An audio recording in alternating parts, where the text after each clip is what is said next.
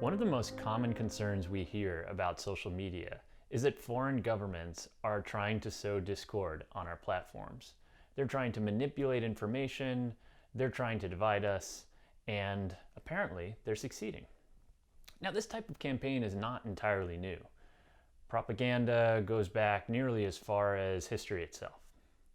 But social media has created new opportunities for malicious actors to spread misinformation and sow discord by, for example, impersonating people and trolling people, pretending to be someone they're not in order to shape someone's views about an issue.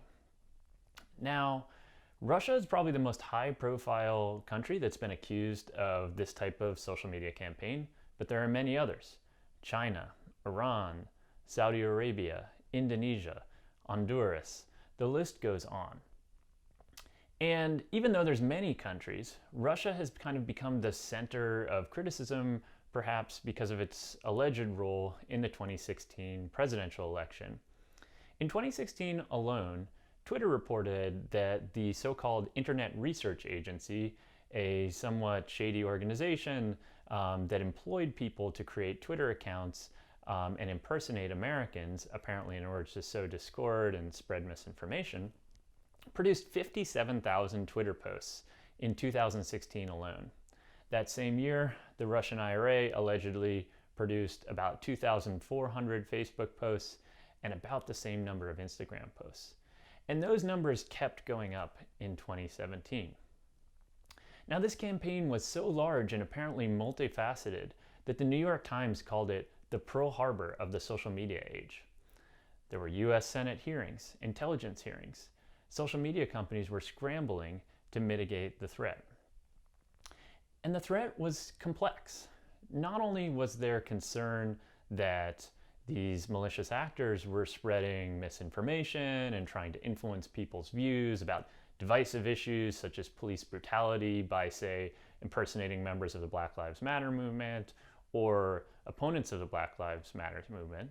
They were also trying to stoke conflict and attitudes between Republicans and Democrats themselves, trying to apparently increase the overall level of anger in the population as well.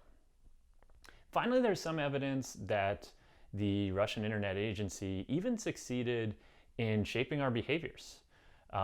There's anecdotal evidence that the Russian IRA succeeded in convincing people to attend rallies. There's also evidence that the Russian IRA had some influence on demobilizing African American voters who might have voted for Hillary Clinton in the 2016 campaign. But all of these are really just stories, media narratives. There's never been a kind of systematic analysis across a very large group of people and a lot of different outcomes, a lot of different attitudes and behaviors until now. In late 2017, the Polarization Lab had a study in the field. We were doing 2 surveys asking Twitter users a broad range of questions about their attitudes about different issues like climate change, race, education, and also what they thought of people from the other party. Now, what was unique about this study is that we were able to get people's Twitter handles as well as their kind of survey information by asking them their permission. Once we had those Twitter handles, we were able to cross-reference the tweets, retweets, and likes of the people in that study with an archive developed by US intelligence and Twitter to see whether the people in our survey had somehow interacted with an IRA account or been connected to someone in their network who had interacted or retweeted an IRA message. We were able to look across tens of thousands of messages. Overall, we found that exposure was relatively low, which is in line with what Twitter has reported and Facebook has reported. Even though there was a lot of posts, there's a ton of posts on social media every day. But what we found when we began looking at the effect of these interactions on people's attitudes and behaviors really surprised us. People who interacted with Russian IRA trolls were no more likely than those who did not interact with trolls to change their mind about divisive issues like climate change, like police brutality. They were also no more likely to think less favorably about the other party. Republicans and Democrats, when asked how warm they feel towards the other side, they were about the same, regardless of whether they interacted with Russian IRA trolls.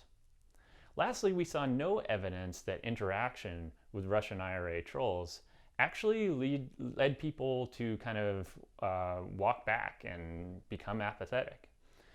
To the contrary, people who interacted with trolls seemed very similar to those who didn't in terms of how they behaved and engaged in politics online.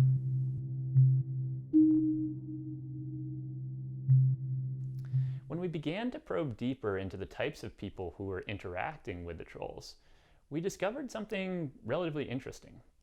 The people most likely to interact with trolls, to comment about their posts, to retweet their posts, to like their posts, were people who had very strong political views associated with the Republican Party or the Democratic Party, and were deep inside partisan echo chambers.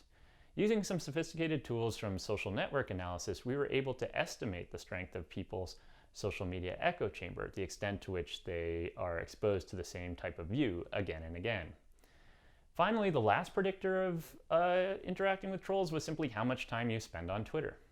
So the people who interacted with trolls most often, Russian IRA accounts, were those who were highly politically active, already had very strong views, and were deep inside their echo chambers. Could it be that echo chambers were actually protecting us from the IRA campaign?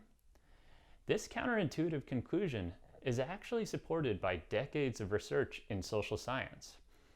We know from this research that most media campaigns or social media campaigns seem to have little effect. I know, it's counterintuitive. We think that the media has this enormous power. We treat the media and social media as if it were kind of a hypodermic needle that can kind of inject opinion into the masses. But what we know from looking at study after study is that counterintuitively, most people just don't care that much. Most people don't like politics. Most people try to avoid politics. And they especially try to avoid the type of divisive behavior that the Russian IRA accounts were doing. This leaves a tiny minority of people, highly politicized, who are responsible for most of the content on Twitter, to go to the front lines and do battle. But for the rest of the population, these trolls seem to have very little effect.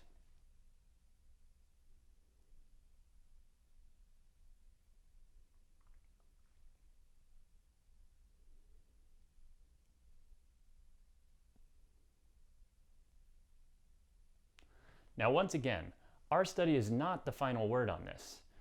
Any good social scientist will tell you that one study is never enough to warrant a sweeping conclusion like, we shouldn't worry about foreign misinformation campaigns anymore.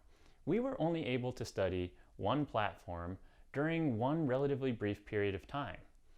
And it could be that the threat is evolving. As Russia or other foreign governments, or frankly internal groups within our country as well, learn and evolve in response to they themselves learning what works and what doesn't work, we may face an evolving threat. Now, our study was hardly the final word on this issue. I want to reiterate, we only looked at one point in time, we only looked at one platform, and we only looked at people who engaged directly or might have been exposed to the tweets from their friends. We weren't able to look at the effect of sustained interaction with Russian IRA accounts for a long time, simply because they got shut down within relatively short order.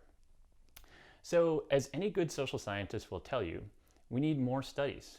We need more studies not only to assess whether our findings can be reproduced during other times or on other platforms, but we also need more studies because the threat could continue to evolve.